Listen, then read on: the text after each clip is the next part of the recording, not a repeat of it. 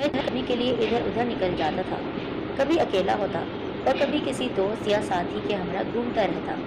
कभी तो जल्दी वापस आ जाता और कभी रात देर गए वापसी होती। वो दिसंबर के आखिरी हफ्ते की सर्द शाम थी। मैं अकेला ही घूमने निकल गया। मैं एक सड़क के किनारे एक फिल्मी नगमा गुनगुनाते हुए चला जा रहा था।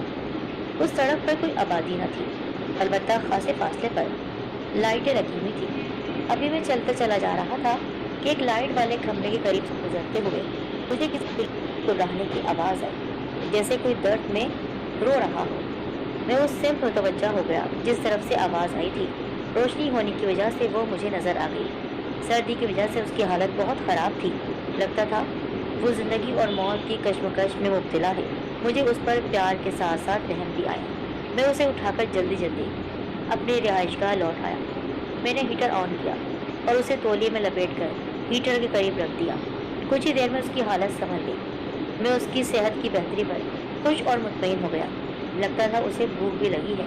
मैंने ब्रेड के टुकड़े दूध में भिगोकर उसे खिलाने शुरू कर दिए। खाने के बाद मैंने लाइट बंद की और सो गया।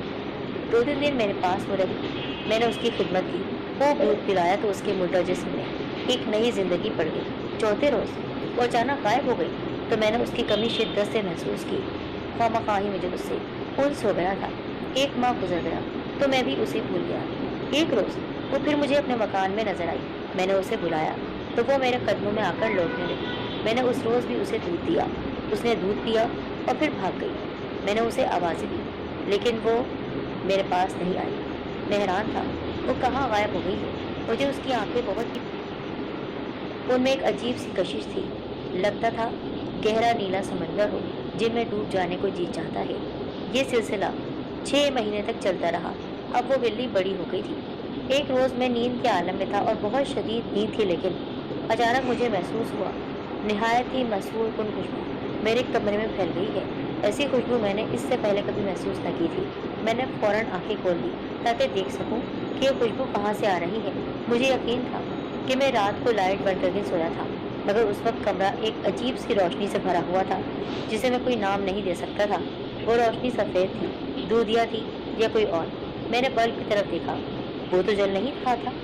फिर ये रोशनी कहाँ से आई? मैं उठकर बैठ गया। इधर उधर देखा तो नजर आया कि वो रोशनी खिड़की की जानिब से आ रही है। उस खिड़की के बाहर एक लड़की खड़ी थी जो बहुत ही हसीन लग रही थी। मैंने उसे देखा तो देखता ही रह गया। मैं आंखें फाड़े फाड़े मुंह खोले उसे देख रहा था। ये कौन है और यहाँ क्यों आई है?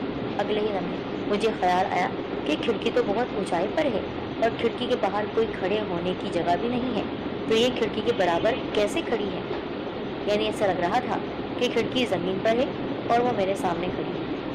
मैंने अपनी आंखों को अच्छी तरह से अपने दोनों हाथों की हथेलियों से रगड़ा कि कहीं मैं ख्वाब तो नहीं देख रहा हूँ, मगर वो ख्वाब नहीं बल्कि हकीकत थी। उस लड़की ने हल्का सुनहरी किस्म का लिबास पहन रखा था जो इतना बारीक था कि उसमें उसका तौबा शिकन जिस्म साफ नजर आ रहा था। उसके बालों का रंग भी सुनहरा था।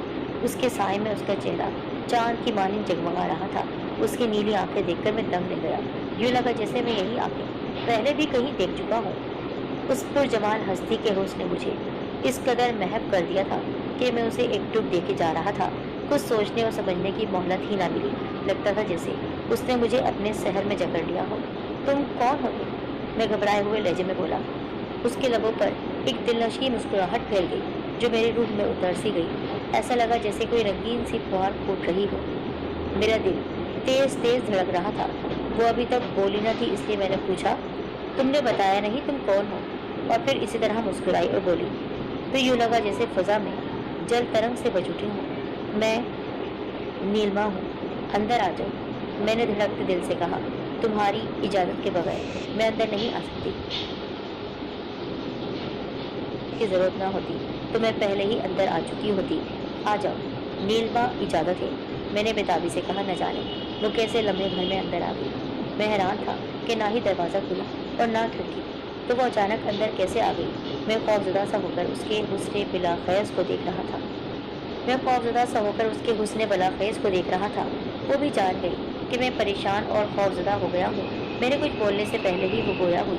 मैं इंसानी मखलूक नहीं हूँ, लेकिन उस मालिक ही की मखलूक हूँ जो तमाम जहानों का खालिक और मालिक है। तो तुम्हारा ताल्लुक जिन्नात से है? मैं अपनी पेशानी से पसीना साफ करते हुए बोला, बेशक तुम इंसान अशरफुल मखलूक़ात हो।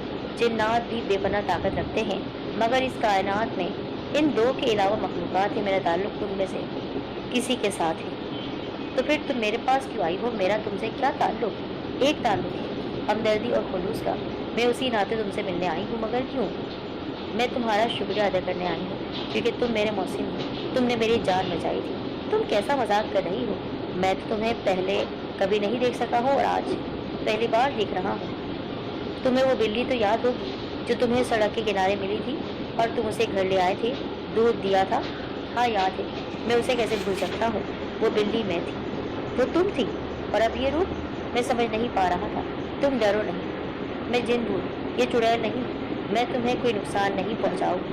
मेरे हवास कुछ बहाल हो गए तो वो मेरे करीब आकर कहने लगी, डरो मत। उस मुजस्मा या हुस्न नूर को अपने करीब पाकर मेरे दिल की धड़कनें बेकाबू होने लगी। मैंने उसके चेहरे की तरफ देखा तो उसकी नीली आंखें चमक रही थी। वो मेरे करीब आकर बैठ गई। उसके दिलकश बदन से उठती हुई मसरूर कुन खुशबू मेरे हवास पर तारी हो गई। उसका हुस्न पागल कर देने वाला था। तुम कौन हो और कहाँ से आई? मैंने उसकी नीली आंखों में झांकते हुए कहा। मैंने कहा ना, मेरा नाम नीलमा है। मैं अपने कौम के सरदार की बेटी हूँ और तुम्हारी दुनिया में सैर करने आई हूँ।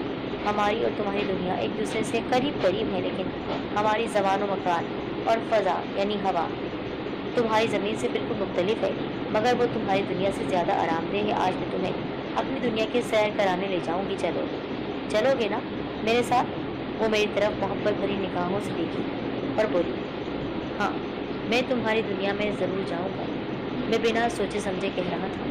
तो मेरी आंखों में झाँक कर देखो, उसके लहजे का जादू मैं भूल नहीं पाता हूँ अब तक। मैंने उसकी आंखों में झाँका तो उसकी आंखों की चमक बढ़ने लगी। यूँ लगा जैसे हर सू नीली और गहरी धुंध छाती जा रही हो और मैं उस धुंध में डूबता जा रहा हूँ। न जाने कितनी देर मैं उस धुंध में डूबा रहा।